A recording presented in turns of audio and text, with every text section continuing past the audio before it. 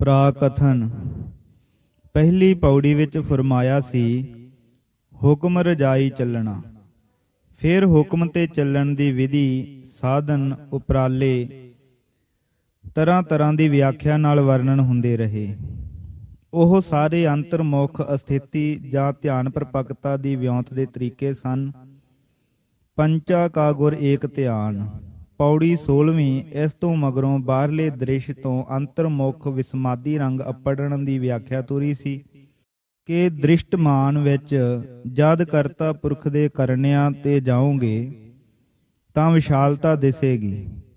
ਜੇ ਵਿਸ਼ਾਲਤਾ ਵਿੱਚ ਇਸ ਦਾ ਅੰਤ ਲੈਣ ਲਈ ਜਾਓਗੇ ਤਾਂ ਵਾਕਫੀ ਕੁਛ ਵਧੇਗੀ, ਪਰ ਥੱਕ ਹਾਰ ਜਾਓਗੇ। ਪਰ ਜੇ ਰਚਨਾ ਦੀ ਬਹੁਲਤਾ, ਸੁੰਦਰਤਾ, ਅਗੰਮਤਾ ਦੇਖ ਦੇਖ ਕੇ ਇਸ ਦੇ ਕਰਤਾ ਪੁਰਖ ਦੀ ਸਿਫਤ ਸਲਾਹ ਵਿੱਚ ਜਾਓਗੇ, ਜਾਂ ਸਿੱਧੇ ਸੌਂਦਰਯ ਦੇ ਝਲਕੇ ਨਾਲ ਵਿਸਮਿਤ ਹੁੰਦੇ ਵਿਸਮਾਦ ਵਿੱਚ ਜਾਓਗੇ ਤਾਂ ਟਿਕ ਜਾਓਗੇ, ਲਿਵ ਲੱਗੇਗੀ ਤੇ ਪੰਚ ਬਣੋਗੇ। ਇਹ ਤਰੀਕਾ ਸੀ ਬਾਹਰ ਮੁਖੀ ਦਰਸ਼ਨਾਂ ਨਾਲ ਬਾਹਰ ਮੁਖੀ ਨਾ ਹੋਣਾ, ਸਗੋਂ ਕੁਦਰਤ ਦੇ ਦਿਦਾਰਿਆਂ ਨਾਲ ਵੀ ਅੰਤਰੀਵ ਅਸਥਿਤੀ ਦੀ ਹੀ ਪ੍ਰਪੱਕਤਾ ਕਰ ਲੈਣੀ। ਇਸੇ ਲਈ ਪਿਛਲੀ ਸੋਦਰ ਦੀ ਪੌੜੀ ਵਿੱਚ ਰਚਨਹਾਰ ਦੀ ਰਚਨਾ ਵਿੱਚੋਂ ਉਸ ਦੀ ਦਰਗਾਹ ਦੇ ਕੀਰਤਨ ਸਮਾਜ ਦਾ ਦਰਸ਼ਨ ਦਿਖਾਇਆ ਸੀ ਤੇ ਉਸ ਦੀ ਸਿਫਤ ਸਲਾਹ ਦਾ ਰੰਗ ਲਾ ਕੇ ਉਸੇ ਦੇ ਕਰਤਾ ਕਾਦਰੀ ਦਰਸ਼ਨਾਂ ਵਿੱਚ ਲੈ ਗਏ ਸਨ। ਤੇ ਫੇਰ ਰਜਾ ਵਿੱਚ ਤੁਰਨਾ ਸਿਖਾਇਆ ਸੀ, ਇਹ ਕਹਿ ਕੇ ਰੰਗੀ ਰੰਗੀ ਭਾਤੀ ਕਰ ਕਰ ਜਿਨਸੀ ਮਾਇਆ ਜਿਨ ਉਪਾਈ। ਕਰ ਕਰ ਵੇਖੈ ਕੀਤਾ ਆਪਣਾ ਜਿਵ ਤਿਸ ਦੀ ਵਡਿਆਈ। ਜੋ ਤਿਸ ਭਾਵੈ ਸੋਈ ਕਰਸੀ ਹੁਕਮ ਨਾ ਕਰਨਾ ਜਾਈ। ਸੋ ਪਾਤਸ਼ਾਹ ਸਾਹਾ ਪਾਤ ਸਾਹਿਬ ਨਾਨਕ ਰਹਿਣ ਰਜਾਈ। ਜਪਜੀ ਸਾਹਿਬ। ਅੰਤਰੀਵ ਧਿਆਨ ਦੁਆਰਾ ਤੇ ਬਾਹਰਲੇ ਵਿਸਮਾਦੀ ਦਰਸ਼ਨ ਦੋਹਾਂ ਤਰੀਕਿਆਂ ਨਾਲ ਉਸ ਦੀ ਰਜਾ ਵਿੱਚ ਇੱਕ ਸਵਰ ਹੋ ਜਾਣਾ, ਇਹ ਮਾਰਗ ਆਪਣੀ ਪ੍ਰੇਮਾ ਭਗਤੀ ਦਾ ਸਿਖਾ ਦਿੱਤਾ ਹੈ। ਇਹ ਆਖ ਕੇ ਨਾਨਕ ਰਹਿਣ ਰਜਾਈ। ਪਰ ਇੱਥੇ ਆ ਕੇ ਮਾਨੋ ਪ੍ਰਸ਼ਨ ਹੋਇਆ ਹੈ ਕਿ ਹੇ ਗੁਰੂ ਜੀ, ਇੱਕ ਤਰੀਕਾ ਗੋਰਖ ਮਤ ਵਾਲੇ ਜੋਗੀਆਂ ਦਾ ਹੈ ਜੋ ਬੜਾ ਪ੍ਰਵਿਰਤ ਹੈ, ਅਤੇ ਇੱਕ ਹੋਰ ਤਰੀਕਾ ਅਹੰ ਬ੍ਰਹਮਾਸਮ ਕਹਿ ਕੇ ਇੱਕ ਈਸ਼ਵਰ ਰੂਪ ਹੋ ਜਾਣੇ ਗਿਆਨ ਦਾ ਹੈ। ਤੇ ਹੋਰ ਵੀ ਕਈ ਤਰੀਕੇ ਹਨ। ਇਹਨਾਂ ਬਾਬਤ ਆਪ ਦੀ ਕੀ ਆਗਿਆ ਹੈ? ਗੁਰੂ ਜੀ ਹੁਣ ਅਗਲੀਆਂ 4 ਪੌੜੀਆਂ 28 ਤੋਂ 31 ਵਿੱਚ ਉਸ ਵੇਲੇ ਦੇ ਫੈਲੇ ਹੋਏ ਜੋਗ ਮਤ ਨੂੰ ਲੈਂਦੇ ਹਨ ਤੇ ਉਹਨਾਂ ਦੇ ਪਰਮ ਜ਼ਰੂਰੀ ਸਮਝੇ ਗਏ ਅੰਗਾਂ ਵਿੱਚੋਂ ਇੱਕ ਇੱਕ ਨੂੰ ਲੈ ਕੇ ਉਹਨਾਂ ਦੀ ਥਾਵੇਂ ਆਪਣੇ ਸਦਾਚਾਰੀ, ਰਹੱਸਿਅਕ ਤੇ ਭਗਤੀ ਵਾਲੀਆਂ ਸ਼ੁਭ ਕਰਨੀਆਂ ਤੇ ਅੰਤਰੀਵ ਭਾਵਾਂ ਨੂੰ ਦਰਸਾ ਕੇ ਈਸ਼ਵਰ ਪ੍ਰਾਇਣਤਾ ਦੀ ਵਿਸ਼ੇਸ਼ਤਾ ਦਰਸਾਉਂਦੇ ਹਨ। ਫੇਰ 32ਵੀਂ ਪੌੜੀ ਵਿੱਚ ਦੱਸਦੇ ਹਨ ਕਿ ਲਖਤਾ ਵਿਹੋਣੀਆਂ ਅਹੰ ਬ੍ਰਹਮਾਸਿਮ ਦੀਆਂ ਠੀਸਾਂ ਗੱਪਾਂ ਮਾਰਨ ਨਾਲ ਕੂੜ ਪੱਲੇ ਪੈਂਦਾ ਹੈ। ਈਸ਼ਵਰ ਮਿਲਾਪ ਦਾ ਠੀਕ ਰਸਤਾ ਹੈ ਨਾਮ ਸਿਮਰਨ। ਫਿਰ 33ਵੀਂ ਪੌੜੀ ਵਿੱਚ ਦੱਸਦੇ ਹਨ ਕਿ ਈਸ਼ਵਰ ਪ੍ਰਾਇਣਤਾ ਤੋਂ ਬਿਨਾਂ ਜ਼ੋਰ ਸਹਿਜ ਪ੍ਰਾਪਤੀ ਵਿੱਚ ਅਸਫਲ ਰਹਿੰਦਾ ਹੈ। ਪਹਿਲੇ ਹੁਣ ਜੋਗ ਨੂੰ ਲੈਂਦੇ ਹਨ। ਮੁੰਦਾ ਸੰਤੋਖ ਸਰਮ ਪਤ ਝੋਲੀ ਧਿਆਨ ਕੀ ਕਰਹਿ ਬਿਭੂਤ। ਅਸੀਂ ਸੰਤੋਖ ਦੀਆਂ ਮੁੰਦਰਾਂ ਪਹਿਨਦੇ ਹਾਂ, ਖੱਪਰ ਤੇ ਝੋਲੀ ਦੀ ਥਾਵੇਂ ਲੱਜਿਆ ਧਾਰਨ ਕਰਦੇ ਹਾਂ ਤੇ ਧਿਆਨ ਦੀ ਸਵਾਹ ਬਣਾਉਂਦੇ ਹਾਂ।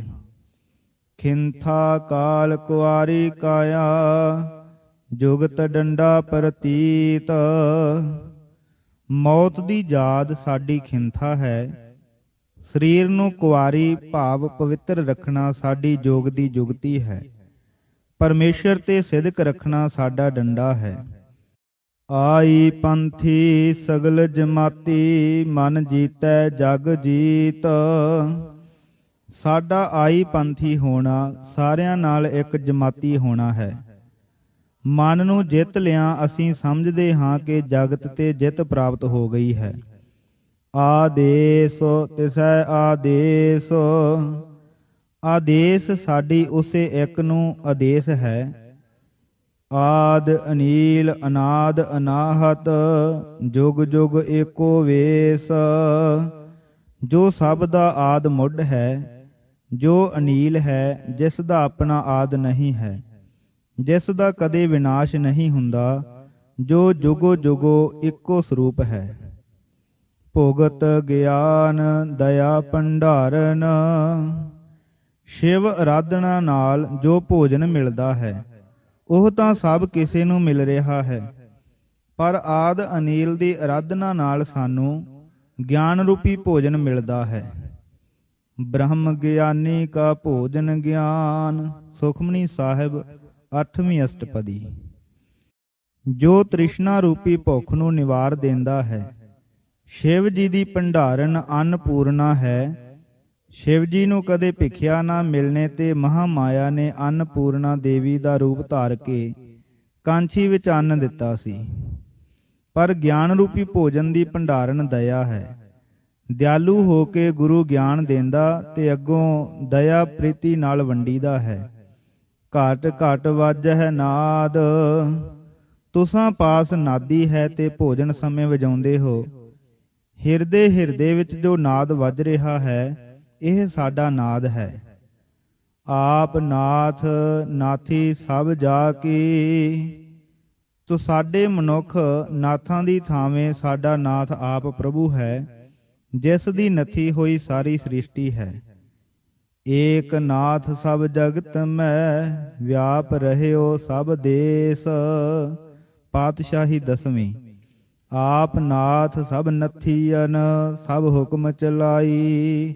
ਸਾਰੰਗਵਾਰ ਮਹੱਲਾ ਚੌਥਾ। ਰਿੱਧ ਸਿੱਧ ਅਵਰਾ ਸਾਧ। ਤੁਸੀਂ ਰਿੱਧੀ ਸਿੱਧੀ ਦੀਆਂ ਚੇਟਕਾਂ ਵਿੱਚ ਹੋ। ਅਸੀਂ ਇਹਨਾਂ ਨੂੰ ਹੋਰਨਾਂ ਦਾ ਅਰਥਾਤ ਪਰਮਾਰਥ ਤੋਂ ਓਪਰਿਆਂ ਦਾ ਸਵਾਦ ਸਮਝਦੇ ਹਾਂ। ਸੰਜੋਗ ਵਿਜੋਗ ਦੋਏ ਕਾਰਜ ਲਾਵਹਿ, ਲੇਖੇ ਆਵਹਿ ਭਾਗ। ਤੁਹਾਡੀ ਕਾਰਬਾਰੀ ਚਲਾਉਂਦੇ ਹਨ, ਪਰ ਅਸਲ ਵਿੱਚ ਵਿਸ਼ਵ ਦੀ ਤੇ ਸਾਡੀ ਕਾਰ ਸੰਜੋਗ ਵਿਜੋਗ ਦੋਵੇਂ ਚਲਾਉਂਦੇ ਹਨ। ਪਿਛਲੇ ਕਰਮਾਂ ਦੇ ਲੇਖੇ ਅਨੁਸਾਰ ਆਪੋ ਆਪਣੇ ਛਾਂਦੇ ਚਲੇ ਆਉਂਦੇ ਹਨ। ਆਦੇਸ ਤਿਸੈ ਆਦੇਸ। ਆਦੇਸ ਸਾਡੀ ਉਸੇ ਇੱਕ ਨੂੰ ਆਦੇਸ ਹੈ। ਆਦ ਅਨੀਲ ਅਨਾਦ ਅਨਾਹਤ ਜੁਗ ਜੁਗ ਏਕੋ ਵੇਸ। ਜੋ ਸਭ ਦਾ ਆਦ ਮੁੱਢ ਹੈ, ਜੋ ਅਨੀਲ ਹੈ, ਜਿਸ ਦਾ ਆਪਣਾ ਆਦ ਨਹੀਂ ਹੈ, ਜਿਸ ਦਾ ਕਦੇ ਵਿਨਾਸ਼ ਨਹੀਂ ਹੁੰਦਾ, ਜੋ ਜੁਗੋ ਜੁਗੋ ਇੱਕੋ ਸਰੂਪ ਹੈ। ਪ੍ਰਾਕਥਨ। ਜੋਗੀ ਸ਼ਿਵ ਉਪਾਸਕ ਸੰਪਰਦਾਇ ਸਨ। ਸੰਪਰਦਾਇਕ ਜੋਸ਼ ਵਿੱਚ ਸੰਪਰਦਾਵਾਂ ਦੀ ਅਕਸਰ ਦੂਸਰੇ ਦੇ ਮਤ ਤੇ ਇਸ਼ਟ ਨੂੰ ਨੀਵਾਂ ਕਹਿਣ ਤੇ ਬੇਅਦਬੀ ਤੱਕ ਪਹੁੰਚ ਪੈਣ ਦੀ ਨੌਬਤ ਆ ਜਾਂਦੀ ਹੁੰਦੀ ਸੀ। ਇਸ ਤੀਸਰੀ ਪੌੜੀ ਵਿੱਚ ਗੁਰੂ ਜੀ ਜੋਗੀਆਂ ਨੂੰ ਬੜੇ ਸੋਹਣੇ ਤਰੀਕੇ ਤੇ ਇਸ ਅਵਗੁਣ ਤੋਂ ਵਰਜਦੇ ਹੋਏ ਅਕਾਲ ਪੁਰਖ ਦੀ ਪੂਜਾ ਵਿੱਚ ਲੈ ਜਾਂਦੇ ਹਨ। ਹਿੰਦੂ ਸ਼ਾਸਤਰਾਂ ਅਨੁਸਾਰ ਆਪ ਹੀ ਦੱਸਦੇ ਹਨ ਕਿ ਸ਼ਿਵ ਵਿਸ਼ਨੂੰ ਬ੍ਰਹਮਾ ਇੱਕੋ ਅਕਾਲ ਪੁਰਖ ਦੇ ਮਾਇਆ ਦੁਆਰਾ ਪੈਦਾ ਕੀਤੇ ਹੋਏ ਨੇ। ਮੂਲ ਵੀ ਇੱਕੋ ਹੋਇਆ। ਫਿਰ ਕਾਰਜ ਸਪੁਰਦਗੀ ਵਿੱਚ ਤਿੰਨਾਂ ਨੂੰ ਆਪੋ ਆਪਣੇ ਕੰਮ ਸਪੁਰਦ ਹਨ। ਇਉਂ ਇਹ ਤਿੰਨੇ ਸ਼ਾਸਤਰਾਂ ਵਿੱਚ ਪ੍ਰਵਾਨ ਮੰਨੇ ਪ੍ਰਮੰਨੇ ਦੇਵਤਾ ਹਨ। ਕਿਸੇ ਨੂੰ ਨਿੰਦਣਾ ਤੇ ਕਿਸੇ ਨੂੰ ਸਲਾਹੁਣਾ ਆਪਣੇ ਹੀ ਸ਼ਾਸਤਰਾਂ ਦੀ ਪ੍ਰਤਿਕੂਲਤਾ ਹੈ। ਇਹ ਵਿਖਮਤਾ ਦੂਰ ਕਰਨ ਦਾ ਖਿਆਲ ਦੇ ਕੇ ਉਹਨਾਂ ਦੀ ਦ੍ਰਿਸ਼ਟੀ ਨੂੰ ਹੋਰ ਉੱਚਾ ਚੁੱਕਦੇ ਹਨ, ਇਹ ਦੱਸ ਕੇ ਕਿ ਉਹ ਕਰਤਾ ਪੁਰਖ ਦੇ ਕੀਤੇ ਰਚੇ ਹੋਏ ਹਨ। ਬ੍ਰਹਮਾ ਬਿਸ਼ਨ ਮਹੇਸ਼ ਦੁਆਰੈ, ਊਬੇ ਸੇਵ ਹੈ ਅਲਖ ਅਪਾਰੈ। ਮਾਰੂ 16 ਮਹੱਲਾ ਪਹਿਲਾ। ਬ੍ਰਹਮਾ ਬਿਸ਼ਨ ਮਹੇਸ਼ ਦੇਵ ਉਪਾਇਆ। ਮਲਾਰ ਵਾਰ ਮਹੱਲਾ ਪਹਿਲਾ। ਬ੍ਰਹਮਾ ਬਿਸ਼ਨ ਰੁਦਰ ਤਿਸ ਕੀ ਸੇਵਾ, ਅੰਤ ਨ ਪਾਵਹਿ ਅਲਖ ਭੇਵਾ। ਮਾਰੂ ਮਹੱਲਾ ਤੀਜਾ 16। ਉਹਨਾਂ ਦੀ ਬਨਾਵਟ ਵਿੱਚ ਮਾਇਆਵੀ ਹਿੱਸਾ ਵੀ ਹੈ। ਬ੍ਰਹਮਾ ਬਿਸ਼ਨ ਮਹੇਸ਼ ਵਿਚਾਰੀ, ਤ੍ਰੈਗੁਣ ਬਦਕ ਮੁਕਤ ਨਿਰਾਰੀ। ਮਾਰੂ ਮਹੱਲਾ ਪਹਿਲਾ 16। ਉਹ ਕ੍ਰਿਤ ਹੋਣ ਕਰਕੇ ਕਰਤਾ ਨੂੰ ਨਹੀਂ ਦੇਖ ਸਕਦੇ। ਕਰਤਾ ਉਹਨਾਂ ਨੂੰ ਦੇਖਦਾ ਹੈ, ਉਹ ਆਪੋਂ ਕੁਛ ਨਹੀਂ ਕਰ ਸਕਦੇ। ਜਿਵੇਂ ਕਰਤਾ ਪੁਰਖ ਨੂੰ ਭਾਉਂਦਾ ਹੈ, ਉਹਨਾਂ ਨੂੰ ਤੋਰਦਾ ਹੈ, ਉਹ ਜੋ ਕੁਛ ਕਰਦੇ ਹਨ ਉਸ ਦੇ ਫਰਮਾਨ ਨੂੰ ਵਜਾ ਲਿਆਉਂਦੇ ਹਨ। ਇਸ ਕਰਕੇ ਉਸ ਕਰਤਾ ਪੁਰਖ ਨੂੰ, ਜੋ ਸਭ ਦੀ ਆਦ ਹੈ, ਜਿਸ ਵਿੱਚ ਮਾਇਆ ਦੀ ਕੋਈ ਸ਼ੋਹ ਮਾਤਰ ਨਹੀਂ, ਜੋ ਆਪ ਆਦ ਤੋਂ ਰਹਿਤ ਹੈ ਤੇ ਕਦੇ ਵਿਨਾਸ਼ ਨਹੀਂ ਹੁੰਦਾ, ਇਹਨਾਂ ਗੱਲਾਂ ਕਰਕੇ ਜੋ ਸਦਾ ਇੱਕ ਰਸ ਰਹਿੰਦਾ ਹੈ, ਆਦੇਸ਼ ਕਰਨੇ ਯੋਗ ਹੈ ਤੇ ਉਸ ਨੂੰ ਪੂਜਨੇ ਦਾ ਉਪਦੇਸ਼ ਦਿੰਦੇ ਹਨ। ਏਕਾ ਮਾਈ ਜੁਗਤ ਵਿਆਈ, ਤਿਨ ਚੇਲੇ ਪਰਵਾਨ। ਏਕਾ ਬ੍ਰਹਮ ਤੇ ਮਾਈ ਮਾਇਆ ਦੇ ਜੁਗਤ ਸੰਜੋਗ ਹੋਣ ਨਾਲ ਮਾਇਆ ਪ੍ਰਸੂਤ ਹੋਈ। ਗੀਤਾ ਦੁਆਰਾ ਬੋਲ ਰਿਹਾ ਪ੍ਰਭੂ ਆਖਦਾ ਹੈ, ਮਹਤ ਬ੍ਰਹਮ ਅਰਥਾਤ ਪ੍ਰਕਿਰਤੀ ਗਰਭ ਹੈ, ਉਸ ਵਿੱਚ ਮੈਂ ਬੀਜ ਪਾਉਣ ਵਾਲਾ ਪਿਤਾ ਹਾਂ। ਸਭ ਪ੍ਰਾਣੀਆਂ ਦੀ ਉਤਪਤੀ ਉਸ ਤੋਂ ਹੈ। ਉਸ ਤੋਂ ਤਿੰਨ ਚੇਲੇ ਹੋਏ ਜੋ ਪ੍ਰਮਾਣਿਕ ਦੇਵਤੇ ਮੰਨੇ ਜਾਂਦੇ ਹਨ। ਇੱਕ ਸੰਸਾਰੀ, ਇੱਕ ਭੰਡਾਰੀ, ਇੱਕ ਲਾਏ ਦੀਵਾਨ। ਉਹਨਾਂ ਦੇ ਸਪੁਰਦ ਸ੍ਰਿਸ਼ਟੀ ਰਚਨਾ ਦੇ ਤ੍ਰੈ ਕੰਮ ਦਿੱਤੇ ਗਏ। ਸੰਸਾਰੀ ਹੋਣਾ, ਭੰਡਾਰੀ ਹੋਣਾ ਤੇ ਲਾਏ ਦੀਵਾਨ ਹੋਣਾ, ਅਰਥਾਤ ਇੱਕ ਬ੍ਰਹਮਾ, ਇੱਕ ਵਿਸ਼ਨੂੰ ਤੇ ਇੱਕ ਸ਼ਿਵ ਜੀ। ਪਰ ਉਹ ਸੁਤੰਤਰ ਕਾਰਕ ਨਹੀਂ ਹਨ।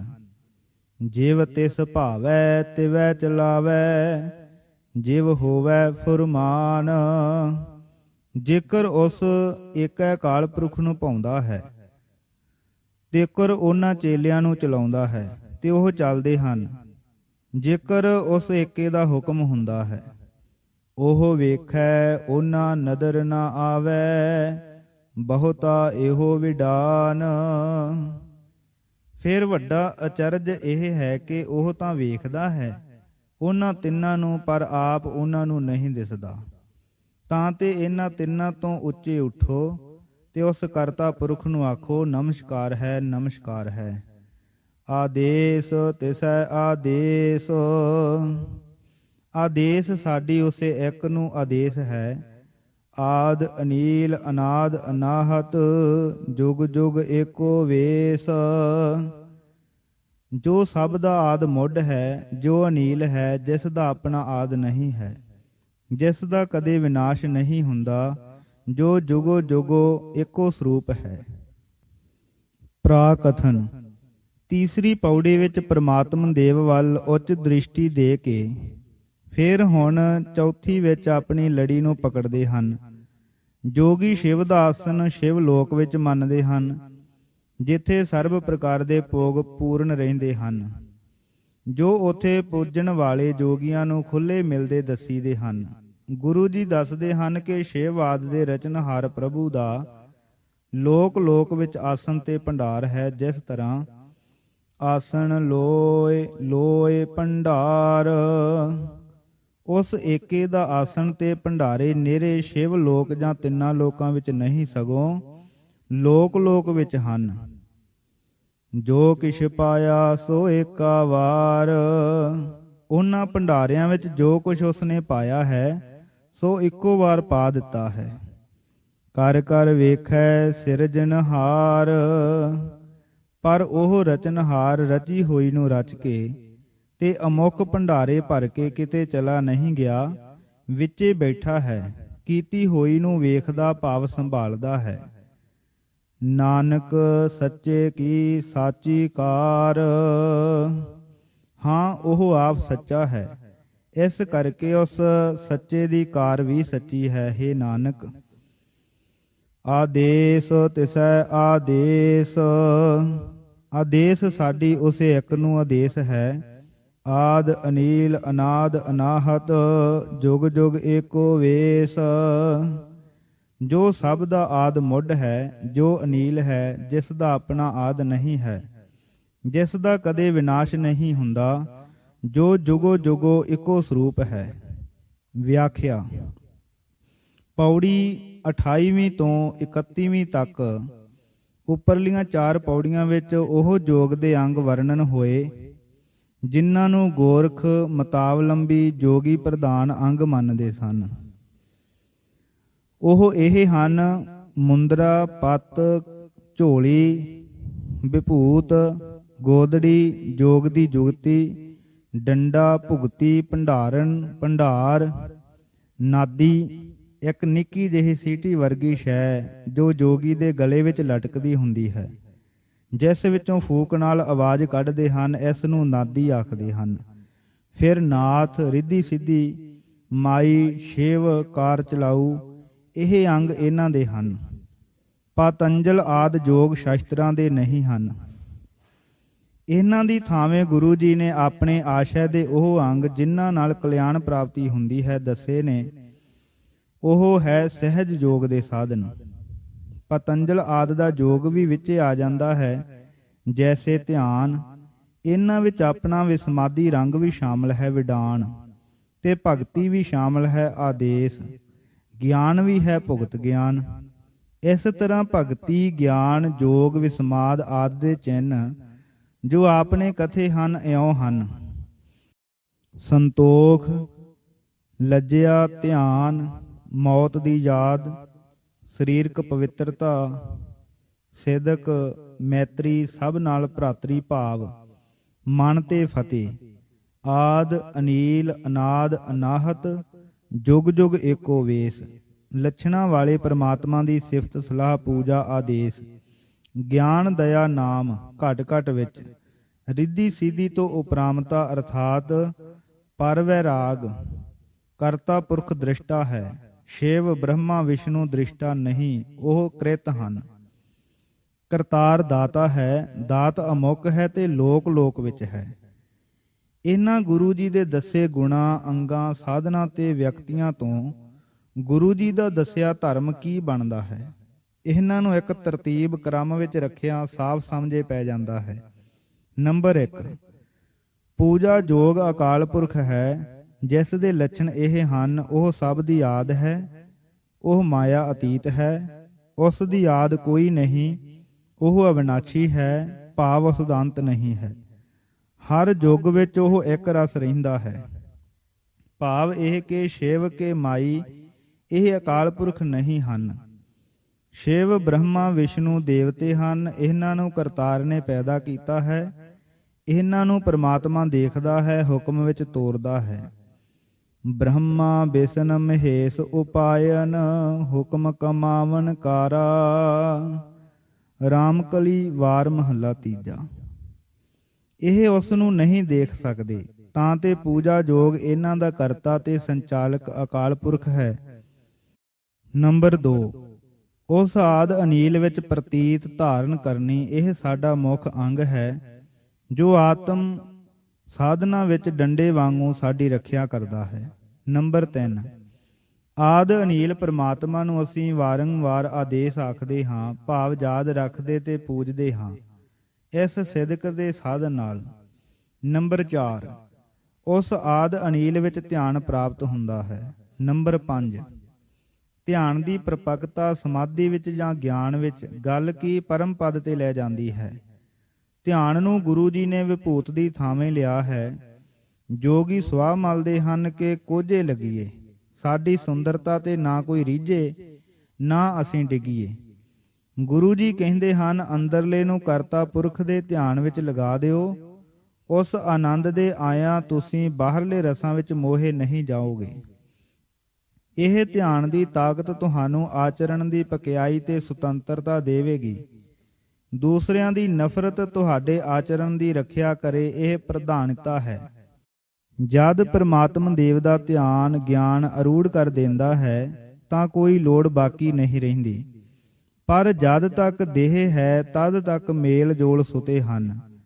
ਗਿਆਨਵਾਨ ਫੇਰ ਭੰਡਾਰੇ ਦੇ ਭੋਜਨਾਂ ਵਾਂਗੂ ਗਿਆਨ ਨੂੰ ਭੋਜਨ ਬਣਾ ਲੈਂਦਾ ਹੈ, ਅਰਥਾਤ ਗਿਆਨਵਾਨਾਂ ਦੇ ਸੰਗ ਵਿੱਚ ਮਿਲਣਾ, ਉਹਨਾਂ ਨਾਲ ਗਿਆਨ ਦੀ ਵਾਰਤਾਲਾਪ ਕਰਨੀ, ਗਿਆਨ ਪ੍ਰਪੱਕਤਾ ਦੀ ਭਿਖਿਆ ਮੰਗਣੀ, ਗਿਆਨ ਵਿੱਚ ਜਿਉਣਾ, ਟਿਕਣਾ, ਲੀਨ ਹੋਣਾ, ਗਿਆਨ ਵਿੱਚ ਬੋਲਣਾ, ਚੱਲਣਾ, ਸਤਸੰਗ ਕਰਨਾ, ਗਿਆਨ ਦਾ ਵਚਨ ਵਿਲਾਸ ਲੈਣਾ, ਸੁਣਨਾ ਗਿਆਨਵਾਨਾਂ ਤੋਂ, ਤੇ ਗਿਆਨ ਦਾਨ ਕਰਨਾ ਅਧਿਕਾਰੀਆਂ ਪ੍ਰਤੀ।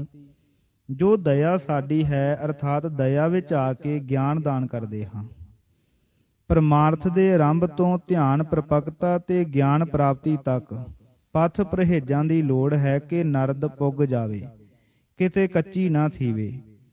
ਫਿਰ ਗਿਆਨ ਪਾ ਕੇ ਲੋੜ ਹੈ ਕਿ ਗਿਆਨ ਸਫਲ ਗਿਆਨ ਹੋਵੇ ਤੇ ਪ੍ਰਪੱਕ ਹੋਵੇ ਤੇ ਸੇਥਲ ਨਾ ਹੋਵੇ। ਇਸ ਲਈ ਲੋੜ ਹੈ ਪਥ ਪਰਹੇਜ਼ਾਂ ਦੀ, ਜਿਨ੍ਹਾਂ ਨਾਲ ਉੱਪਰਲੇ ਸਾਧਨ ਨਿਰਵਿਘਨ ਤੁਰਦੇ ਹਨ ਤੇ ਗਿਆਨ ਪ੍ਰਾਪਤ ਹੋ ਕੇ ਗਿਆਨ ਸਿਥਲਤਾ ਨਹੀਂ ਹੁੰਦੀ, ਉਹ ਹਨ।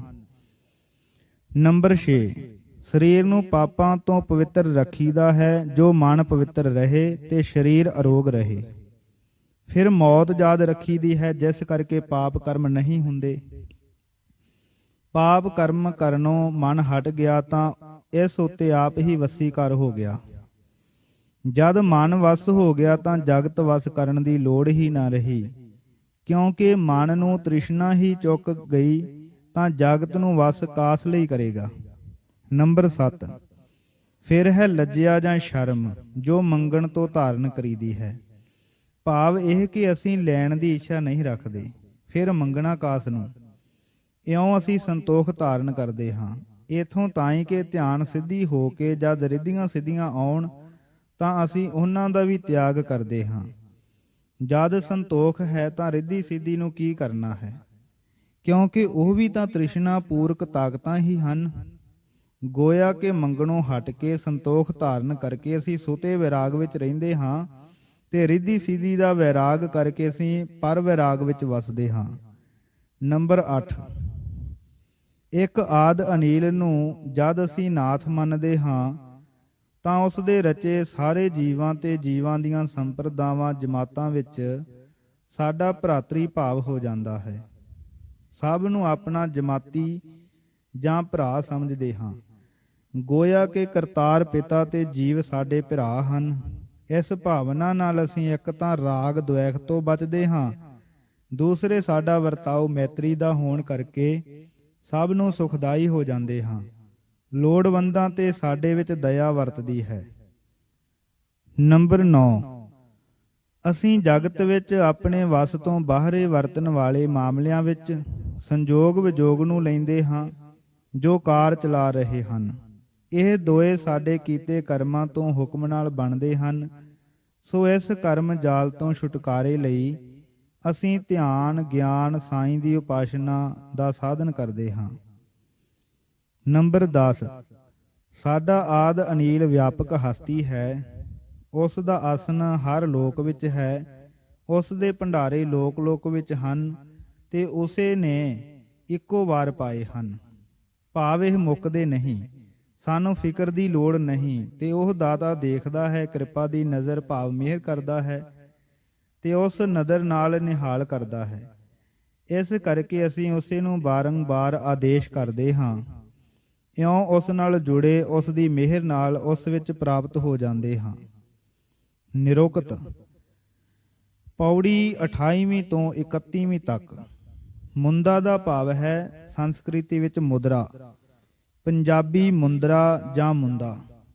ਕੱਚ ਆਦਿ ਦਾ ਗੋਲ ਛੱਲਾ ਜਿਹਾ ਕੋ ਜੋਗੀ ਕੰਨਾਂ ਵਿੱਚ ਪਾਉਂਦੇ ਹਨ। ਮੁੰਦਰਾਂ ਦੋ ਹੁੰਦੀਆਂ ਹਨ। ਸੰਤੋਖ ਦੇ ਵੀ ਦੋ ਪੱਖ ਹਨ। ਪ੍ਰਾਪਤ ਵਿੱਚ ਪ੍ਰਸੰਨ ਰਹਿਣਾ, ਅਪ੍ਰਾਪਤ ਦੀ ਇੱਛਾ ਨਾ ਕਰਨੀ। ਸ਼ਰਮ ਦਾ ਭਾਵ ਹੈ ਫਾਰਸੀ ਵਿੱਚ ਸ਼ਰਮ, ਲੱਜਿਆ, ਸੰਕੋਚ। ਸੰਪਰਦਾ ਵਿੱਚ ਭਾਵ ਸ਼ਰਮ ਤੋਂ ਵੈਰਾਗ ਲੈਂਦੇ ਹਨ। ਪਤ ਦਾ ਭਾਵ ਹੈ ਸੰਸਕ੍ਰਿਤੀ ਵਿੱਚ ਪਾਤਰ, ਪ੍ਰਾਕ੍ਰਿਤੀ ਵਿੱਚ ਪਤ, ਪੰਜਾਬੀ ਵਿੱਚ ਭਾਂਡਾ ਭਾਵ ਖੱਪਰ। ਜੋਗੀ ਹੱਥ ਵਿੱਚ ਖੱਪਰ ਫੜ ਕੇ ਤੇ ਅੱਗੇ ਕਰਕੇ ਆਟਾ ਮੰਗਦੇ ਨੇ। ਜਦ ਖੱਪਰ ਭਰ ਜਾਵੇ ਤਾਂ ਝੋਲੀ ਵਿੱਚ ਪਲਟ ਲੈਂਦੇ ਹਨ। ਦੋਏ ਮੰਗਣ ਦੇ ਪਾਤਰ ਹਨ, ਖੱਪਰ ਵੀ ਤੇ ਝੋਲੀ ਵੀ। ਦੋਹਾਂ ਦੀ ਛਾਂ ਸ਼ਰਮ ਧਾਰਨ ਦਾ ਭਾਵ ਹੈ ਮੰਗਣ ਤੋਂ ਸੰਕੋਚ ਕਰਨਾ। ਈਸ਼ਾਵਾਸ ਉਪਨਿਖਦ ਵਿੱਚ ਵੀ ਕਿਹਾ ਹੈ, ਕਿਸੇ ਤੋਂ ਧਨ ਨਾ ਲੈ। ਪਤ ਝੋਲੀ ਗੁਰਬਾਣੀ ਵਿੱਚ ਹੋਰ ਥੇ ਵੀ ਇਕੱਠੇ ਵਰਤੇ ਹਨ।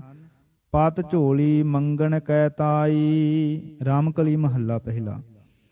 ਕਰਹਿ ਦਾ ਭਾਵ ਪੰਜਾਬੀ ਵਿੱਚ ਕਰਨਾ ਤੋਂ ਕਰਦੇ ਹਾਂ। ਉੱਤਮ ਪੁਰਖ ਦੁਆਰਾ ਉਪਦੇਸ਼ ਹੋ ਰਿਹਾ ਹੈ। ਖਿੰਥਾ ਦਾ ਭਾਵ ਸੰਸਕ੍ਰਿਤੀ ਵਿੱਚ ਹੈ ਖੰਥਾ, ਪੰਜਾਬੀ ਵਿੱਚ ਖੰਥਾ।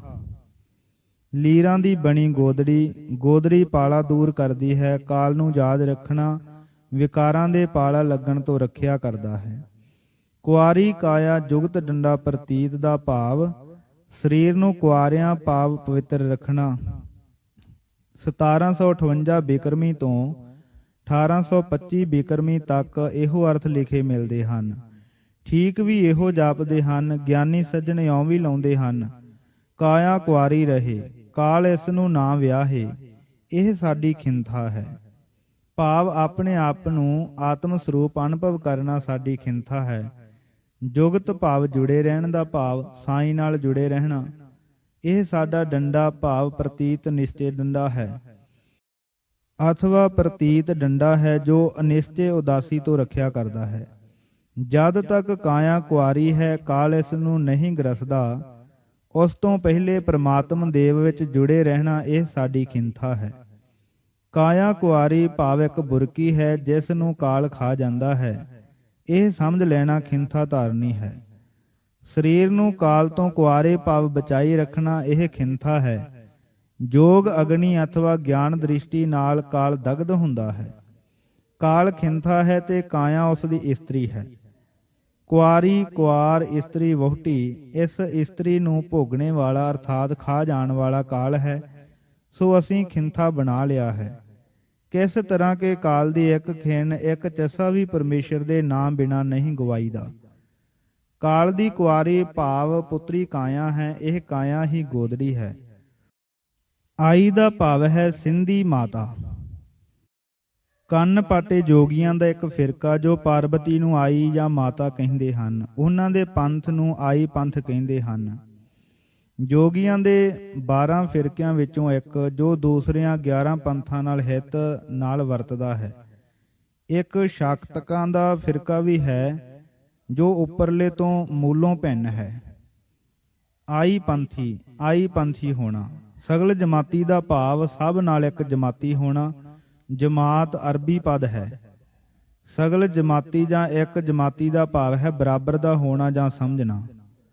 ਗੁਰੂ ਜੀ ਦਾ ਭਾਵ ਹੈ ਕਿ ਆਈ ਪੰਥੀ ਵਾਲੇ ਤਾਂ ਬਾਕੀ ਦੇ ਜੋਗੀ ਪੰਥਾਂ ਨਾਲ ਚੰਗਾ ਵਰਤਦੇ ਹਨ। ਮੇਰਾ ਵਰਤਾਓ ਜਗਤ ਦੇ ਸਾਰੇ ਮੱਤਾਂ ਪੰਥਾਂ ਤੇ ਮਜ਼ਹਬਾਂ ਨਾਲ ਆਦਰ ਦਾ ਵਰਤਾਓ ਕਰਨਾ ਹੈ। ਆਦੇਸ਼ ਦਾ ਭਾਵ ਸੰਸਕ੍ਰਿਤੀ ਵਿੱਚ ਹੈ ਆਦੇਸ਼ ਭਾਵ ਆਗਿਆ। ਜੋਗੀ ਨਮਸਕਾਰ ਅਰਥਾਂ ਵਿੱਚ ਇਹ ਪਦ ਵਰਤਦੇ ਹਨ। ਜੋਗੀ ਸ਼ਿਵ ਭਗਵਤੀ ਜਾਂ ਸਿੱਧਾਂ ਆਦਿਕਾਂ ਨੂੰ ਆਦੇਸ਼ ਕਹਿੰਦੇ ਨੇ। ਗੁਰੂ ਜੀ ਅਕਾਲ ਪੁਰਖ ਨੂੰ ਆਦੇਸ਼ ਕਹਿੰਦੇ ਹਨ। ਦੋ ਵੇਰ ਕਹਿਣ ਤੋਂ ਭਾਵ ਬਾਰੰਬਾਰ ਜਾਂ ਸदैव ਦਾ ਹੈ। ਮੁਰਾਦ ਈਸ਼ਵਰ ਦੀ ਪੂਜਾ ਤੋਂ ਹੈ ਜੋ ਨਾਮ ਸਿਮਰਨ ਆਦਿ ਹੈ। ਪੰਚਮ ਗੁਰੂ ਜੀ ਦਾ ਵਾਕ ਹੈ, ਨਿਮਖ ਨਿਮਖ ਠਾਕੁਰ ਨਮਸਕਾਰੈ। ਸੁਖਮਨੀ ਸਾਹਿਬ 9ਵੀਂ ਅਸ਼ਟਪਦੀ। ਅਨੀਲ ਦਾ ਭਾਵ ਹੈ ਸੰਸਕ੍ਰਿਤੀ ਵਿੱਚ ਅ ਪਲਸ ਨੀਲ, ਜਿਸ ਵਿੱਚ ਨੀਲ ਆਦਿ ਰੰਗ ਨਾ ਹੋਵੇ, ਅਰੰਗ। ਸੁਖਮਨੀ ਸਾਹਿਬ ਵਿੱਚ ਗੁਰੂ ਪੰਚਮ ਜੀ ਨੇ ਪਰਮਾਤਮ ਦੇਵ ਨੂੰ ਅਰੰਗ ਦੱਸਿਆ ਹੈ। ਰੂਪ ਨਾ ਰੇਖ ਨਾ ਰੰਗ ਕਿਛ। ਸੁਖਮਨੀ ਸਾਹਿਬ 16ਵੀਂ ਅਸ਼ਟਪਦੀ। ਅਨੀਲ ਕਹਿਣ ਵਿੱਚ ਇੱਕ ਕਟਾਖ ਵੀ ਹੈ। ਜੋ ਜੋਗੀ ਸ਼ਿਵ ਉਪਾਸ਼ਕ ਹਨ, ਸ਼ਿਵ ਜੀ ਦਾ ਇੱਕ ਨਾਮ ਨੀਲਕੰਠ ਹੈ।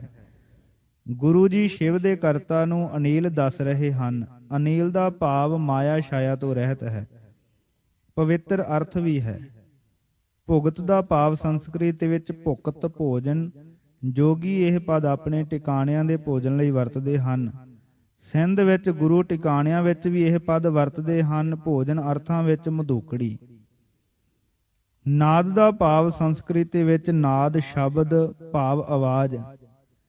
ਜੋਗੀ ਇੱਕ ਨਿੱਕੀ ਜਿਹੀ ਟੂਟੀ ਗਲੇ ਵਿੱਚ ਲਟਕਾਈ ਰੱਖਦੇ ਹਨ। ਭੰਡਾਰਾ ਖਾਣ ਵੇਲੇ ਵਜਾਉਂਦੇ ਹਨ। ਉਸ ਨੂੰ ਨਾਦੀ ਕਹਿੰਦੇ ਹਨ। ਦਾਨੇ ਇਉਂ ਵੀ ਕਰਦੇ ਹਨ। ਸ਼ਿਵ ਜੀ ਪਾਸਤਾ ਸਿੰਘੀ ਤੇ ਡੌਰੂ ਦਾ ਨਾਦ ਹੈ, ਪਰ ਸਾਡੇ ਅਨੀਲ ਵਾਹਿਗੁਰੂ ਦਾ ਨਾਦ ਘਟ ਘਟ ਵਿੱਚ ਵੱਜ ਰਿਹਾ ਹੈ, ਜੋ ਬਿਨਾਂ ਵਜਾਏ ਵੱਜਦਾ ਹੈ। ਵਾਜੇ ਬਾਜੋ ਸਿੰਘੀ ਵਾਜੈ, ਤਉ ਨਿਰਭਉ ਪਦ ਪਾਈਐ। ਸੂਹੀ ਮਹੱਲਾ ਪਹਿਲਾ। ਰਿੱਧ ਸਿੱਧ ਦਾ ਭਾਵ ਹੈ ਰਿੱਧੀਆਂ ਤੇ ਸਿੱਧੀਆਂ। ਰਿੱਧ ਦਾ ਧਾਤੂ ਰਿੱਧ ਵਧਣਾ, ਪ੍ਰਫੁੱਲਤ ਹੋਣਾ, ਵਾਧਾ, ਬਹੁਲਤਾ, ਪ੍ਰਫੁੱਲਤਾਈ, ਕਰਾਮਾਤੀ ਸ਼ਕਤੀ। ਇੱਕ ਦਵਾਈ ਜਾਂ ਦਵਾਵਾਂ ਨਾਲ ਪ੍ਰਾਪਤ ਹੋਣ ਵਾਲੀ ਕੁਸ਼ਲਤਾ। ਸਿੱਧੀਆਂ 8 ਤੇ 18 ਵੀ ਗਿਣਦੇ ਹਨ।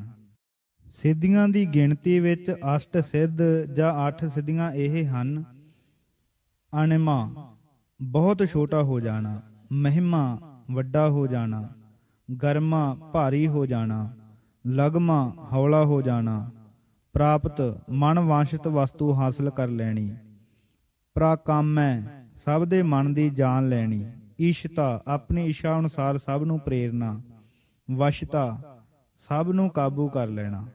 ਇਹਨਾਂ 8 ਤੋਂ ਛੁੱਟ 10 ਹੋਰ ਪੈ ਕੇ 18 ਹੋ ਜਾਂਦੀਆਂ ਹਨ। ਸੋ ਉਹ 10 ਇਹ ਹਨ: ਅਨੂਰਮ ਭੁੱਖ ਤ੍ਰੇਹ ਨਾ ਵਿਆਪਣਾ, ਦੂਰ ਸ਼ਰਵਣ ਦੂਰੋਂ ਸਭ ਗੱਲ ਸੁਣ ਲੈਣੀ, ਦੂਰ ਦਰਸ਼ਨ ਦੂਰ ਦੇ ਨਜ਼ਾਰੇ ਅੱਖਾਂ ਸਾਹਮਣੇ ਵੇਖਣੇ, ਮਨੋਵੇਗ ਮਨ ਦੀ ਚਾਲ ਤੁਲ ਛੇਤੀ ਜਾਣਾ, ਕਾਮ ਰੂਪ ਜਿਹਾ ਮਨ ਚਾਹੇ ਤੇਹਾ ਰੂਪ ਧਾਰ ਲੈਣਾ, ਪ੍ਰਕਾਏ ਪ੍ਰਵੇਸ਼ ਦੂਸਰੇ ਦੀ ਦੇਹ ਵਿੱਚ ਪ੍ਰਵੇਸ਼ ਕਰ ਜਾਣਾ, ਸਵੈਛੰਦ ਮ੍ਰਿਤੂ ਆਪਣੀ ਇੱਛਾ ਅਨੁਸਾਰ ਮਰ ਜਾਣਾ, ਸੁਰ ਕ੍ਰੀੜਾ ਦੇਵਤਿਆਂ ਨਾਲ ਮਿਲ ਕੇ ਖੇਲਣਾ, ਸੰਕਲਪ ਸਿੱਧ ਜੋ ਚਿਤਵਨਾ ਸੋ ਪੂਰਾ ਹੋ ਜਾਣਾ, ਅਪ੍ਰਤਿਹਤ ਗਤ ਕਿਸੇ ਥਾਂ ਜਾਣ ਵਿੱਚ ਕੋਈ ਰੁਕਾਵਟ ਨਾ ਪਵੇ। ਬ੍ਰਹਮ ਵੈਵਰਤ ਪੁਰਾਣ ਵਿੱਚ 18 ਸਿੱਧੀਆਂ ਦੱਸੀਆਂ ਹਨ। ਰਿੱਧ ਸਿੱਧ ਦੋਹਾਂ ਦਾ ਭਾਵ ਐਸ਼ਵਰਜ ਵਾਧਾ ਪ੍ਰਫੁੱਲਤਾ ਤੇ ਕਰਾਮਾਤੀ ਸ਼ਕਤੀਆਂ ਤੋਂ ਹੁੰਦਾ ਹੈ। 8 ਸਿੱਧੀਆਂ ਜਿਸ ਤਰ੍ਹਾਂ ਅਸ਼ਟ ਸਿੱਧ ਨਵ ਨਿਧ ਏਹ ਬਸੰਤ ਮਹੱਲਾ ਪੰਜਵਾ। 18 ਸਿੱਧੀਆਂ ਜਿਸ ਤਰ੍ਹਾਂ ਸਭ ਨਿਧਾਨ 10 ਅਸ਼ਟ ਸਿਧਾਨ ਠਾਕੁਰ ਕਰ ਤਲ ਧਰਿਆ ਗੂਜਰੀ ਮਹੱਲਾ ਪੰਜਵਾ। ਅਵਰਾ ਦਾ ਭਾਵ ਹਿੰਦੀ ਵਿੱਚ ਹੈ ਔਰ ਅਵਰ ਹੋਰਨਾਂ ਦਾ। ਔਰ ਦਾ ਬਹੁ ਵਚਨ ਔਰਾਂ ਤੇ ਅਵਰਾ ਭਾਵ ਹੈ ਵਾਹਿਗੁਰੂ ਦੇ ਰਾਹ ਤੋਂ ਹੋਰਵੇਂ ਤੁਰਨ ਵਾਲਿਆਂ ਦਾ।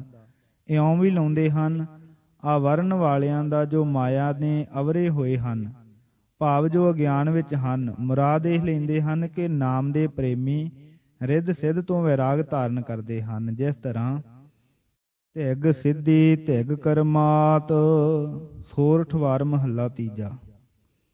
ਸੰਜੋਗ ਵਿਜੋਗ ਦਾ ਭਾਵ ਸੰਸਕ੍ਰਿਤੀ ਵਿੱਚ ਹੈ ਸੰਜੋਗ ਭਾਵ ਭਲੀ ਪ੍ਰਕਾਰ ਮੇਲ, ਵਿਜੋਗ ਭਾਵ ਵਿਛੋੜਾ, ਮੇਲ ਤੇ ਵਿਛੜਨਾ। ਮੁਰਾਦ ਹੈ ਵਾਂਛਿਤ ਦਾ ਮਿਲਣਾ ਤੇ ਵਿਛੜ ਜਾਣਾ, ਅਵਾਂਛਿਤ ਦਾ ਆ ਟੱਕਰਨਾ ਤੇ ਦੂਰ ਹੋ ਜਾਣਾ। ਇਹ ਕਰਮਾਂ ਅਨੁਸਾਰ ਹੈ, ਜੈਸੇ ਕਿ ਮਾਨਸ ਜਨਮ ਪੁੰਨ ਕਰ ਪਾਇਆ ਗੂਜਰੀ ਮਹੱਲਾ ਚੌਥਾ। ਪਦਾਰਥਾਂ ਤੇ ਪੁਰਸ਼ਾਂ ਦਾ ਮੇਲ। ਸੰਜੋਗੀ ਮਿਲ ਏਕ ਸੇ ਵੇ ਜੋਗੀ ਉਠ ਜਾਏ ਸ੍ਰੀ ਰਾਗ ਮਹੱਲਾ ਪਹਿਲਾ। ਸਾਧੂ ਦਾ ਮੇਲ। ਸੰਜੋਗ ਮਿਲਾਏ ਸਾਧ ਸੰਗਾਏ ਕਾਨੜਾ ਮਹੱਲਾ ਪੰਜਵਾ। ਪਰਮਾਤਮਾ ਦਾ ਮੇਲ। ਸੰਜੋਗੀ ਮੇਲਾ ਥਾਨ ਸੁਹੇਲਾ ਸੂਹੀ ਮਹੱਲਾ ਪਹਿਲਾ। ਤੁਕ ਵਿੱਚ ਭਾਵ ਹੈ ਕਿ ਜੋਗੀਆਂ ਦੇ ਕਾਰਬਾਰੀ ਦੀ ਥਾਂ ਸਾਡੇ ਸੰਜੋਗ ਵਿਜੋਗ ਕੰਮ ਕਰ ਰਹੇ ਹਨ, ਕਿਉਂਕਿ ਧੁਰੋਂ ਠੱਟੇ ਹਨ। ਲਿਖਿਆ ਧੁਰ ਸੰਜੋਗ।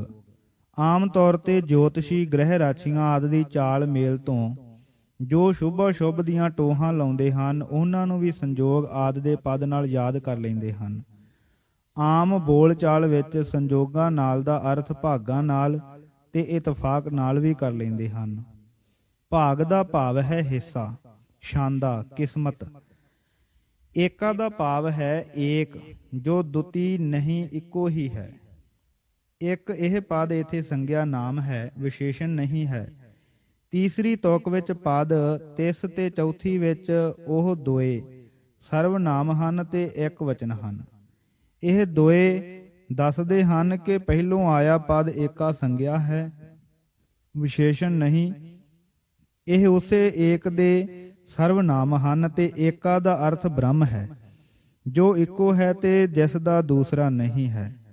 ਇਹ ਵਰਤਾਓ ਗੁਰਬਾਣੀ ਵਿੱਚ ਹੋਰ ਥੇ ਵੀ ਆਇਆ ਹੈ, ਜਿਸ ਤਰ੍ਹਾਂ ਏਕਾ ਖੋਜੈ ਏਕ ਪ੍ਰੀਤ ਬਸੰਤ ਮਹੱਲਾ ਪੰਜਵਾ। ਏਕੇ ਕਉ ਸਚ ਏਕਾ ਜਾਣੈ ਸਿੱਧ ਗੋਸ਼ਟ। ਏਕੋ ਰਵ ਰਹਿਆ ਸਭ ਠਾਈ ਪ੍ਰਭਾਤੀ ਮਹੱਲਾ ਪਹਿਲਾ। ਸੰਪਰਦਾ ਵਿੱਚ ਇਸ ਵਾਕ ਦੇ ਇਉਂ ਵੀ ਅਰਥ ਲਾਉਂਦੇ ਹਨ। ਮਾ ਦਾ ਭਾਵ ਮਾਇਆ, ਈ ਦਾ ਭਾਵ ਈਸ਼ਵਰ, ਅਰਥਾਤ ਇੱਕੋ ਮਾਇਆ ਈਸ਼ਵਰ ਨਾਲ ਜੁਗਤ ਹੋ ਕੇ ਪ੍ਰਸੂਤ ਹੋਈ। ਇੱਕ ਪੁਰਾਣੇ ਟੀਕਾਕਾਰ ਨੇ ਸੰਪਰਦਾਇ ਅਰਥ ਵੀ ਦਿੱਤੇ ਹਨ ਤੇ ਇਉਂ ਵੀ ਕੀਤਾ ਹੈ। ਇੱਕ ਮਾਇਆ ਨੇ ਜੁਗਤ ਕਿਸੇ ਤਰਕੀਬ ਨਾਲ 3 ਪ੍ਰਵਾਨ ਚੇਲਿਆਂ ਨੂੰ ਜਨਮ ਦਿੱਤਾ। ਜੇ ਟੀਕਾਕਾਰ ਦਾ ਭਾਵ ਹੈ ਕਿ ਛੜੀ ਮਾਇਆ ਨੇ ਰਚਨਾ ਰਚ ਲਈ, ਤਾਂ ਪਿੱਛੇ ਦੱਸੇ ਗੀਤਾ ਦੇ 14 3-4 ਪ੍ਰਮਾਣ ਦੇ ਅਨੁਕੂਲ ਨਹੀਂ ਤੇ ਨਾ ਹੀ ਗੁਰੂ ਆਸ਼ੇ ਦੇ ਅਨੁਕੂਲ ਹੈ। ਗੁਰੂ ਜੀ ਕਰਤਾ ਅਕਾਲ ਪੁਰਖ ਨੂੰ ਮੰਨਦੇ ਹਨ। ਮਾਇਆ ਉਸ ਬਿਨਾਂ ਰਚਨਾ ਨਹੀਂ ਰਚ ਸਕਦੀ। ਜਿਸ ਤਰ੍ਹਾਂ ਨਿਰੰਕਾਰ ਆਕਾਰ ਪਾਇਆ, ਮਾਇਆ ਮੋਹ ਹੁਕਮ ਬਣਾਇਆ, ਆਪੇ ਖੇਲ ਕਰੇ ਸਭ ਕਰਤਾ, ਸੁਣ ਸਾਚਾ ਮਨ ਵਸਾਏ ਦਾ। ਮਾਰੂ ਸੋਲਹ ਮਹੱਲਾ ਤੀਜਾ। ਮਾਇਆ ਮਾਈ ਤ੍ਰੈ ਗੁਣ ਪ੍ਰਸੂਤ ਜਮਾਇਆ। ਮਾਰੂ ਸੋਲਹ ਮਹੱਲਾ ਤੀਜਾ। ਅਰਥਾਤ ਮਾਇਆ ਹੁਕਮ ਨਾਲ ਬਣੀ ਅਤੇ ਕਰਤੇ ਨੇ ਮਾਇਆ ਪ੍ਰਸੂਤ ਕਰਕੇ 3 ਗੁਣ ਪੈਦਾ ਕੀਤੇ। ਇਉਂ ਕਿ ਕਰਤਾ ਪੁਰਖ ਦੇ ਹੁਕਮ ਨੇ ਮਾਇਆ ਨੂੰ 3 ਰੰਗ ਧਾਰਨੇ ਦਾ ਹੁਕਮ ਦਿੱਤਾ, ਲਾਲ, ਕਾਲਾ ਤੇ ਚਿੱਟਾ। ਇਹਨਾਂ 3 ਰੰਗਾਂ ਤੋਂ ਹੁਕਮ ਦਿੱਤਾ ਹੈ 3 ਰੂਪ ਬਣ ਜਾਣ। ਸੋ ਬਣੇ ਲਾਲ ਤੋਂ ਬ੍ਰਹਮਾ, ਕਾਲੇ ਤੋਂ ਸ਼ਿਵ ਤੇ ਚਿੱਟੇ ਤੋਂ ਵਿਸ਼ਨੂੰ। ਤਿੰਨਾਂ ਨੂੰ ਫਰਮਾਨ ਹੁਕਮ ਹੋਇਆ। ਹੁਕਮ ਬੱਜਾ ਆਵਰੀ ਦਾ, ਬ੍ਰਹਮਾ ਨੂੰ ਰਚਨਾ ਦਾ, ਸ਼ਿਵ ਨੂੰ ਸੰਘਾਰ ਦਾ, ਵਿਸ਼ਨੂੰ ਨੂੰ ਪਾਲਣ ਦਾ। ਉਹ ਕਰਤਾ ਦੇਖਣਹਾਰ ਹੈ ਆਪਣੀ ਰਚੀ ਮਾਇਆ ਦਾ, ਉਸ ਦੇ 3 ਰੰਗਾਂ ਦਾ ਤੇ 3 ਰੂਪਾਂ ਦਾ। ਪਰ ਉਹ ਸਾਰੇ ਕ੍ਰਿਤ ਹਨ ਤੇ ਉਸ ਨੂੰ ਨਹੀਂ ਦੇਖ ਸਕਦੇ। ਨਾ ਦੇਖ ਸਕਣ ਦਾ ਭਾਵ ਇਹ ਹੈ ਕਿ ਉਹ ਉਹਨਾਂ ਤਿੰਨਾਂ ਦੇ ਅੱਗੇ ਦ੍ਰਿਸ਼ਟਮਾਨ ਨਹੀਂ ਹੁੰਦਾ, ਕਿਉਂਕਿ ਦ੍ਰਿਸ਼ਟਮਾਨ ਹੈ ਸਗਲ ਮਿਥੇਨਾ। ਮਾਰੂ ਸੋਲਹ ਮਹੱਲਾ ਪੰਜਵਾ। ਇਸ ਦਾ ਇਹ ਭਾਵ ਨਹੀਂ ਕਿ ਰਚਨਾ ਹਾਰ ਮਾਇਆ ਰਚਨ ਦੇ ਫੁਰਨੇ ਨਾਲ ਕੁਛ ਹੋਰ ਦਾ ਹੋਰ ਹੋ ਜਾਂਦਾ ਹੈ, ਕਿ ਲਿਪਾਏ ਮਾਨ ਜਾਂ ਵਿਕਾਰੀ ਹੋ ਜਾਂਦਾ ਹੈ। ਉਹ ਸ਼ੁੱਧ, ਸਦਾ ਥਿਰ, ਅਪਰੰਪਰ ਤੇ ਪਾਕੀ ਨਾਈ ਪਾਕ ਹੈ, ਜਿਸ ਆਪਣੇ ਹੁਕਮ ਦੁਆਰਾ ਖੇਲ ਕਰਦਾ ਹੈ। ਉਹ ਹੁਕਮ ਨਾ ਕਹਿਆ ਜਾਈ ਹੈ। 3 ਗੁਣ ਤੇ 3 ਦੇਵਤੇ, 3 ਰੰਗ ਇਉਂ ਵੀ ਕਹੀਦੇ ਹਨ। ਬ੍ਰਹਮਾ ਕਰਤੀ ਸ਼ਕਤੀ ਵਾਲਾ ਹੋਣ ਕਰਕੇ ਰਜੋਗੁਣ ਲਾਲ, ਵਿਸ਼ਨੂੰ ਸ਼੍ਰੇਹ ਦਾ ਦਾਤਾ, ਪੂਜ ਧਿਆਨ ਦਾ ਆਸਰਾ ਹੋਣ ਕਰਕੇ ਸਤੋਗੁਣ ਚਿੱਟਾ ਹੈ। ਸ਼ਿਵ ਸੰਹਾਰ ਜਾਂ ਮਾਰਨ ਦੀ ਸ਼ਕਤੀ ਵਾਲਾ ਹੋਣ ਕਰਕੇ ਤਮੋਗੁਣ ਕਾਲਾ ਹੈ। ਜੁਗਤ ਦਾ ਭਾਵ ਸੰਸਕ੍ਰਿਤੀ ਵਿੱਚ ਹੈ ਜੁਕਤ, ਭਾਵ ਜੋੜ, ਸੰਜੋਗ, ਜੋੜਨ। ਵਿਆਈ ਦਾ ਭਾਵ ਹੈ ਪੰਜਾਬੀ ਵਿੱਚ ਵਿਅਮ, ਪ੍ਰਸੂਤ, ਪੀੜਾ, ਪ੍ਰਸੂਤ ਹੋਈ। ਭਾਵ ਹੈ ਕਿ ਸਾਈਂ ਨੇ ਮਾਇਆ ਰਚੀ, ਆਪ ਚੇਤਨ ਹੈ, ਮਾਇਆ ਅਚੇਤਨ ਰਚੀ। ਸੋ ਚੇਤਨ ਨਿਰੰਕਾਰ ਨੇ ਅਚੇਤਨ ਮਾਇਆ ਨੂੰ ਚੇਤਨ ਸੱਤਿਆ ਨਾਲ ਸੱਤਿਆਵਾਨ ਕਰ ਦਿੱਤਾ, ਜਿਸ ਤੋਂ ਸ੍ਰਿਸ਼ਟੀ ਹੋਈ। ਸੰਸਾਰੀ ਭੰਡਾਰੀ ਲਾਏ ਦੀ ਬਾਣ ਦੇ ਅਰਥ ਬ੍ਰਹਮਾ, ਵਿਸ਼ਨੂੰ, ਸ਼ਿਵ ਹੀ ਲੱਗਦੇ ਚਲੇ ਆਏ ਹਨ, ਪਰ ਵਿਤਪਤੀਆਂ ਵਿੱਚ ਫਰਕ ਕਰਦੇ ਰਹੇ ਹਨ। ਸੰਸਾਰੀ ਬ੍ਰਹਮਾ ਸੰਸਾਰ ਰਚਨਾ ਕਰਨ ਵਾਲਾ ਹੋਣ ਕਰਕੇ ਭੰਡਾਰੀ ਸ਼ਿਵ ਜੋ ਭੰਡਾਰ ਭਰਨੇ ਵਿੱਚ ਪ੍ਰਸਿੱਧ ਹੈ। ਆਮ ਗੀਤਾ ਵਿੱਚ ਬੋਲਦੇ ਹਨ, ਸ਼ਿਵ ਜੀ ਭਰੇਗਾ ਭੰਡਾਰ। ਲਾਈ ਦੀ ਬਾਣ ਜੋ ਦੀਵਾਨ ਲਾਉਂਦਾ ਹੈ, ਸੋ ਵਿਸ਼ਨੂੰ। ਸੰਸਾਰੀ ਭਾਵ ਬ੍ਰਹਮਾ, ਭੰਡਾਰੀ ਪਾਲਣਹਾਰ ਵਿਸ਼ਨੂੰ, ਲਾਏ ਦੀਵਾਨ ਦੀਵਾਨ ਲਗਾਉਣੇ ਵਾਲਾ ਤੇ ਅੰਤ ਵਿੱਚ ਮੁਹਾਸਬਾ ਲੈਣ ਵਾਲਾ ਮਹਾਸ਼ਿਵ ਜਾਂ ਸ਼ਿਵ ਜੀ। ਕਵੀ ਸੰਤੋਖ ਸਿੰਘ ਜੀ ਮੁਹਾਸਬਾ ਲੈਣ ਵਾਲਾ ਅਰਥ ਗਲਤ ਦੱਸਦੇ ਹਨ ਕਿ ਸ਼ਿਵ ਜੀ ਕਿਸੇ ਸ਼ਾਸਤਰ ਵਿੱਚ ਮੁਹਾਸਬਾ ਲੈਣ ਵਾਲਾ ਨਹੀਂ ਦੱਸਿਆ ਗਿਆ, ਤੇ ਆਪਣਾ ਅਰਥ ਇਉਂ ਕਰਦੇ ਹਨ, ਲਾਏ ਦੀ ਬਾਣ, ਲੈ ਕਰਨੇ ਦੀ ਬਾਣ ਸੁਭਾਵ ਹੈ ਜਿਸ ਨੂੰ, ਨਾਸ਼ ਕਰਨੇ ਵਾਲਾ ਅਰਥਾਤ ਸ਼ਿਵ। 1886 ਬਿਕਰਮੀ। ਲਾਏ ਦੀ ਬਾਣ ਸੰਹਾਰ ਕਰਤਾ, ਭਾਈ ਮਣੀ ਸਿੰਘ ਦਾ ਟੀਕਾ। ਫਰਮਾਨ ਦਾ ਭਾਵ ਹੈ ਫਾਰਸੀ ਵਿੱਚ ਫਰਮਾਨ, ਹੁਕਮ। ਆਸਣ ਦਾ ਭਾਵ ਸੰਸਕ੍ਰਿਤੀ ਵਿੱਚ ਹੈ ਬੈਠਣੇ ਦਾ ਥਾਂ, ਨਿਵਾਸ ਦਾ ਥਾਂ। ਲੋਏ ਲੋਏ ਦਾ ਭਾਵ ਸੰਸਕ੍ਰਿਤੀ ਵਿੱਚ ਹੈ ਲੋਕ। ਪ੍ਰਾਕ੍ਰਿਤ ਵਿੱਚ ਲੋ, ਜਗਤ। ਲੋਏ ਲੋਏ, ਲੋਕ ਲੋਕ ਵਿੱਚ। ਲੋਏ ਨੂੰ ਲੋ ਪੜ੍ਹ ਕੇ ਇਸ ਦਾ ਅਰਥ ਪ੍ਰਕਾਸ਼ ਸਰੂਪ ਪਰਮਾਤਮਾ ਕਰਕੇ, ਇੱਕ ਲੋਏ ਦਾ ਅਰਥ ਅੰਤਹਿਕਰਨ ਕਰਕੇ ਦਾਨੇ ਇਉਂ ਕੱਢਣੇ ਦਾ ਪ੍ਰਯਤਨ ਵੀ ਕਰਦੇ ਹਨ ਕਿ ਪ੍ਰਕਾਸ਼ ਰੂਪੀ ਆਤਮਾ ਸਥਿਤੀ ਦਾ ਹੇਤੂ ਹੈ ਤੇ ਗਿਆਨ ਰੂਪ ਭੋਜਨ ਦਾ ਭੰਡਾਰਾ ਅੰਤਹਿਕਰਨ ਹੈ। ਇਹ ਗਿਆਨ ਰੂਪ ਭੋਜਨ ਇੱਕੋ ਵਾਰ ਪਾਇਆ ਹੈ, ਭਾਵ ਗਿਆਨ ਦੀ ਪ੍ਰਾਪਤੀ ਵਾਰ-ਵਾਰ ਨਹੀਂ ਹੁੰਦੀ, ਕਿਉਂਕਿ ਦਾਰਸ਼ਨਿਕਾਂ ਨੇ ਗਿਆਨ ਨੂੰ ਬ੍ਰਹਮਾ ਮੰਨਿਆ ਹੈ। ਬ੍ਰਹਮਾ ਨਾਮ ਯਥਾਰਥ ਗਿਆਨ ਦਾ ਹੈ। ਸੋ ਯਥਾਰਥ ਗਿਆਨ ਜੇ ਦੂਜੀ ਤੀਜੀ ਵਾਰ ਹੋਵੇ ਤਾਂ ਪਹਿਲਾ ਗਿਆਨ ਬ੍ਰਹਮਾ ਨਹੀਂ ਰਹੇਗਾ। ਇਥੋਂ ਫੇਰ ਪਾਇਆ ਦਾ ਕਰਤਾ ਕਾਰਕ ਸਿਰਜਣਹਾਰ ਨੂੰ ਛੱਡ ਕੇ ਅਰਥ ਇਉਂ ਲਾਉਂਦੇ ਹਨ, ਜੋ ਕੁਛ ਗਿਆਨ ਰੂਪ ਭੰਡਾਰੇ ਤੋਂ ਅਸਾਂ ਨੇ ਪਾਇਆ ਹੈ, ਇੱਕੋ ਵਾਰ ਪਾ ਲਿਆ ਹੈ। ਕਰ ਕਰ ਦਾ ਭਾਵ ਹੈ ਕੀਤੇ ਹੋਏ ਨੂੰ, ਕਰ ਵੇਖੈ ਵੇਖਣਾ ਕਰਦਾ ਹੈ, ਕੀਤੀ ਹੋਈ ਨੂੰ ਵੇਖਦਾ ਹੈ। ਕਰ ਕਰ ਭਾਵ ਰਚ ਰਚ ਕੇ ਵੇਖਦਾ ਹੈ। ਕਰ ਭਾਵ ਰਚਦਾ ਹੈ, ਕਰ ਪਾਲਦਾ ਹੈ। ਵੇਖੈ ਭਾਵ ਸੰਭਾਲਦਾ ਹੈ। ਕਰ ਰਚਦਾ ਹੈ, ਕਰ ਪਾਲਦਾ ਹੈ। ਵੇਖੈ ਜੀਵਾਂ ਦੇ ਸ਼ੁਭ ਅਸ਼ੁਭ ਕਰਮਾਂ ਨੂੰ ਵਿਚਾਰਦਾ ਹੈ। ਪਰੰਤੂ ਏਕਾ ਵਾਰ ਪਾਇਆ ਕਹਿ ਕੇ ਸੰਭਾਵਨਾ ਹੋ ਜਾਂਦੀ ਹੈ ਕਿ ਹੁਣ ਆਪ ਅਟੰਕ ਹੋ ਗਿਆ ਹੈ। ਕਰ ਕਰ ਵੇਖੈ ਕਹਿਣ ਤੋਂ ਮੁਰਾਦ ਇਹ ਹੈ ਕਿ ਉਸ ਦਾ ਰਚਨ ਪਾਲਣ ਸੰਭਾਲਣ ਸੰਘਾਰਨ ਸਾਰੇ ਕੰਮ ਜਾਰੀ ਵੀ ਰਹਿੰਦੇ ਹਨ। ਉਹ ਕਰਤਾ ਪੁਰਖ ਨਿਰਲੇਪ ਵੀ ਹੈ, ਪਰ ਕੁਦਰਤ ਵਸਿਆ ਵੀ ਹੈ ਕਿ ਕਰ ਆਸਣ ਡਿਠੋ ਚਾਉ ਵੀ ਹੈ ਤੇ ਕਰਨ ਕਰਾਵਣ ਵੀ ਹੈ। ਪੰਜਵੇਂ ਗੁਰਾਂ ਦਾ ਵਾਕ ਹੈ, ਆਪਹਿ ਕੌਤਕ ਕਰੈ ਆਨੰਦ ਚੋਜ, ਆਪਹਿ ਰਸ ਭੋਗਣ ਨਿਰਜੋਗ। ਸੁਖਮਨੀ ਸਾਹਿਬ 21ਵੀਂ ਅਸ਼ਟਪਦੀ।